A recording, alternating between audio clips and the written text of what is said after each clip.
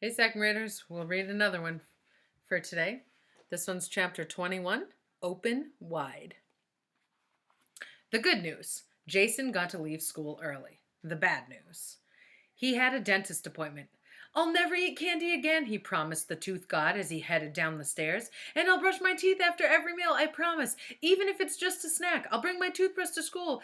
Just please don't let her find any cavities.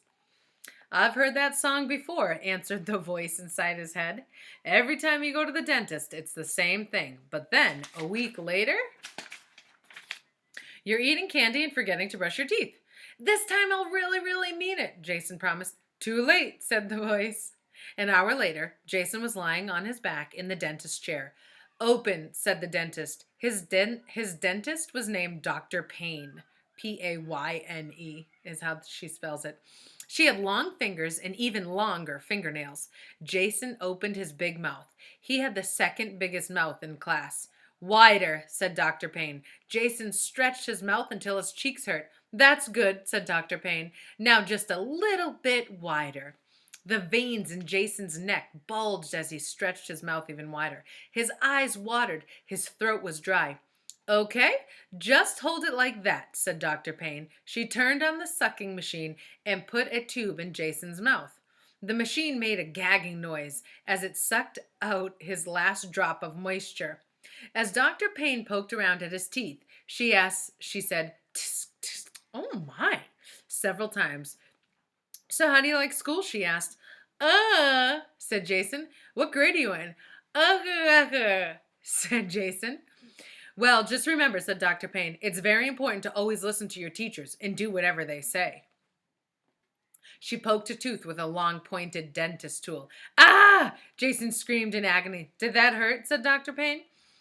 Jason shook his head. If he told her it hurt, she might think it was a cavity. If she couldn't find it herself, he certainly wasn't going to tell her about it. Are you sure? Asked Dr. Payne. She poked the same spot. This time, Jason didn't make a sound. Tears and sweat dripped down his face. The receptionist came into the room. Yes, said Dr. Payne. Jason was glad for the break. Kendall's mother is on the phone, said the receptionist. She refuses to pay her bill. What? Exclaimed Dr. Payne. How dare! She says you pulled the wrong tooth. Give me the phone, shouted Dr. Payne. The receptionist handed her the phone. This is Dr. Payne. What do you mean you're not paying your bill?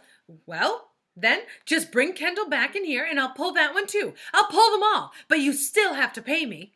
Your lawyer? I don't care what your lawyer said. You can tell your lawyer to rub a monkey's tummy. You heard me. Rub a monkey's tummy with your hand. She slammed down the phone. Jason looked at the diploma hanging on the wall. Before his dentist got married, her name was Jane Smith. His big mouth opened wider. Do you remember Jane Smith? Does that name sound familiar? Next chapter is called Jane Smith. We'll have to wait till tomorrow.